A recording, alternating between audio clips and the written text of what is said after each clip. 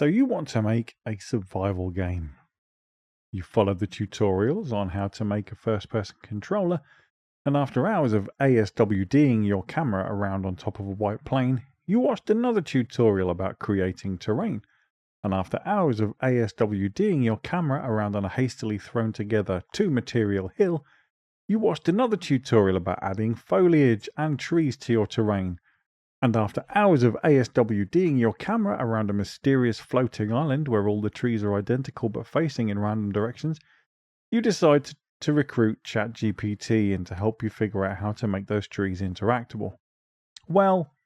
I say you recruited ChatGPT in to help you figure it out, but let's be honest,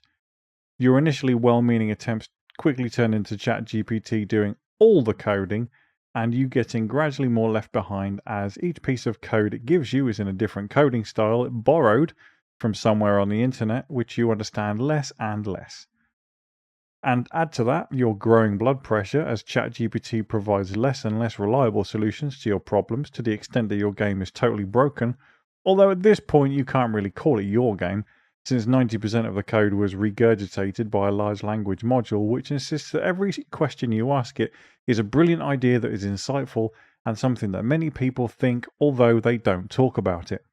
Eventually, after several temper tantrums and one screen punch, you manage to get a system in which you can knock over trees and collect wood, and decide that you've cracked the code of a survival game, and dust off your credit card to pay Steam for the privilege of charging you 30% of your revenue whilst doing literally nothing else. Come launch day, you're convinced that all those people who enjoy playing survival games will be all over your game like stink on shit, and watch with bated breath as literally nobody buys it, not even the 20 or so people who wish-listed it under the assumption that it would get better when you added more content to it, which we secretly know isn't going to happen because you haven't got a fucking Scooby how your game even works anymore.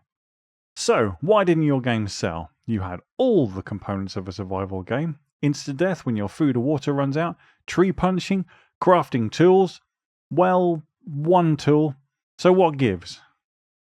Well, the truth is, you are a member of an elite group of quote-unquote developers who managed to barely cobble together the most basic ingredients of a survival game without giving any thought whatsoever to whether it's even vaguely interesting to play.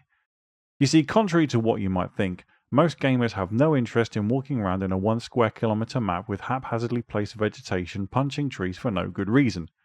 Remember that when it comes to survival games, the bar is set fucking high. The most successful game ever made in history of the world ever was a survival game, and people's expectations do these days go a little further than gathering a full inventory load worth of wood when all they can craft is an axe and some boring looking building pieces which you got from some sketchy pirate site giving away free Unity assets that you will be sued for using as soon as the creator finds out. But what about your extensive game lore? By which I am of course referring to the one paragraph that you got ChatGPT to write for you about why your world is totally fun and engaging and completely different to everyone else's. You see those trees that look just like normal trees? They're actually alien trees because this is set on a distant planet in an imaginary galaxy, and those trees are actually evil and filled with spirits that need to be freed, so clear-cutting the entire map for resources is totally okay. And since you didn't really understand the respawn code that ChatGPT gave you, they reappeared 30 seconds after being knocked down anyway, so it's totally fine.